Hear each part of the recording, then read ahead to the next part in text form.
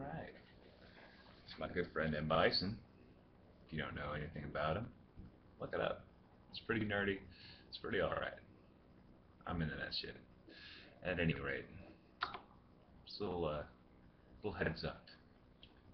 My friend, no, you're not my friend. I don't like you. You don't like me. And, like I said in my last video, the reason why I focus on this so much is that you really tend to focus a lot of your energy in a negative way, and perhaps, maybe even inadvertently, you're projecting these things that are hurting you. You're projecting homophobia, you're projecting sexism, you're projecting intolerance in general. And it's almost like you want to encourage people from what you said in your conversation video. You want to encourage people to express themselves, to have their own expression. You know, because you're so into your development and your expression, you don't want that to be stifled by anything. And, you know, if they can't follow you to a T, you know, they're probably not going to be able to, so they need to express themselves. And you're all for it. Nothing is more important to you than someone's ability and right to express themselves. Yet, when they choose to do so, maybe not even in competition, but just in the aspect of grappling, whether it be wrestling or jiu-jitsu, you cannot turn on them fast enough. You cannot find a limit for the nastiest, most disrespectful things you can possibly say about that choice, and justify it by saying, well, I'm just saying it about that choice, I'm not saying it about that person. But that's just a nifty little loophole, because that person is attracted by that choice and chooses to engage in that choice. That's ultimately saying something about that person. So when you're calling somebody gay, like super, like, what are the things talking about it? Perpetuating homosexual entertainment, you know, and all this other nastiness, you're saying it about that person in their expression. You should know that. And yeah, you have the right to express yourself artistically, verbally, you know, however you see fit. And yet you somehow get mad when people like me talk about that, because of the things you say are very damaging and upsetting. Like, I have the good sense to know that most of what comes out of your mouth is complete and utter bullshit. But the reason why I make these videos is there's not everyone has that luxury and that mindset. There's some people, especially online, that would look up to you so much that they would take what you have to say as pretty much the gospel and put that into their homes, into their family. And if, you know, God forbid they have kids watching it, they're going to think it's okay to think that a woman is naturally going to need protection from men and inept and not as good as a man.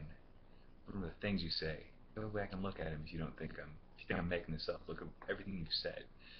They're going to think that being gay is shameful and disgusting, and if they know someone that's gay, then that's going to be this, like, a big, you know, okay for them to be bullied and insulted because of how you view that entire situation, that entire state of being a different person than how you see fit.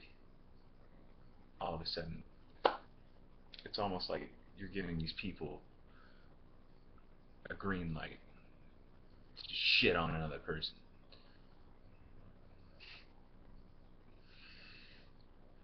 And you're saying you're having trouble with students grasping any kind of continuity in your training. And if the training that you're posting is reflecting the order and the consistency of the training that you're actually doing, I can understand that argument. And let me make that clear one more time. First of all, you're not anywhere near trained enough to be a Sifu.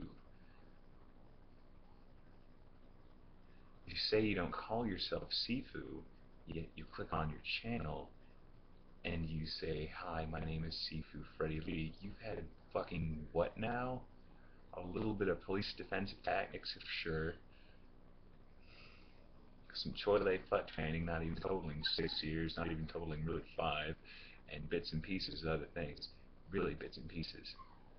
And you're taking on training, new training to yourself, and then passing it on to others before you've even mastered it. Now this is grabbing, like you're talking about spirituality grabbing at water, your training is grabbing at water. Because there's no consistency. It has the consistency of fucking water. You're not building anything. Not even for yourself. These are all new techniques that you're learning off of YouTube or from someplace else without an actual person who knows what they're talking about and teaching you, that you're immediately trying to teach someone else, and you're wondering why you're having problems with your students. Because you're still a student. All good masters are still a student, really, when you think about it, but you're not there yet at all. You're still like regular student. You're not humble master that is also a student. You're like, no, you're a fucking just student. So stop it. Okay? I can tell because you're trying to teach these things you don't know, like the nunchucks. I'm better at those than you. And I wouldn't really charge money to teach people that, because there's people that are actual karate and instructors that know the ins and outs way better than I do. I could show them. I could show them a lot of things more than you can. More than you can. You can call me a liar. Look at my videos. Look at yours.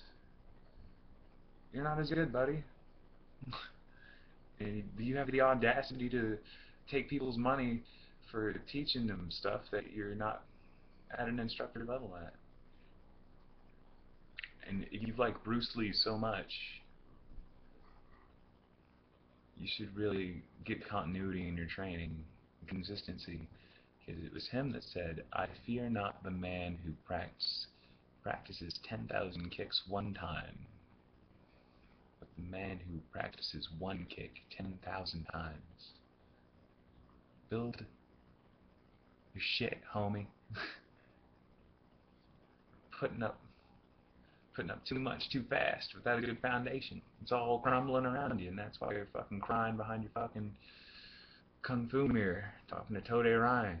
I'm trying to calm your ass down. He's a good guy. I don't want to see you freak out all the fucking way in Chicago because you're fucking up over there. But you're gonna fuck up because you're not gonna listen to him. You've had these conversations with him before,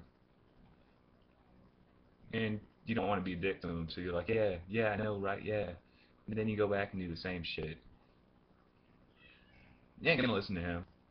He's fucking smarter than you. You should. I'll listen to him. And like, he says things that even I agree with, even though I don't really agree with how he's looking about his training. Like, fucking around with people like you, but grown-ass man makes his own choices. You don't see fucking Tode Ryan freaking out, crying everywhere, bitching and moaning. He wants to be a part of this project. FMK means something to him too. He doesn't have as much stake, but still, it means something to him. And he's trying to fucking get you to calm the fuck down. Listen to him. You ain't gonna listen to nobody. You can keep doing the same shit. And you're wondering why these videos are hurting your business? It's because it's all there to see. And it just takes somebody that has the time and the camera to say it. I'm gonna have fun being on your sidebar, motherfucker. Peace.